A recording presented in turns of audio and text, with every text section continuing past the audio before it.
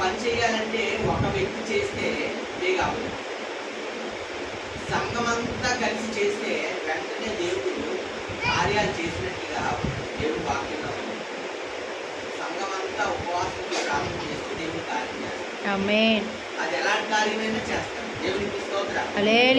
అంటున్నాడు, వారంతా ప్రయాసపడి అక్కడ పెట్టి మేడగట్లకి వీరందరూ వీరితో కూడా కొందరు స్త్రీలను తల్లి అయిన మరియు ఆయన సహోదరులను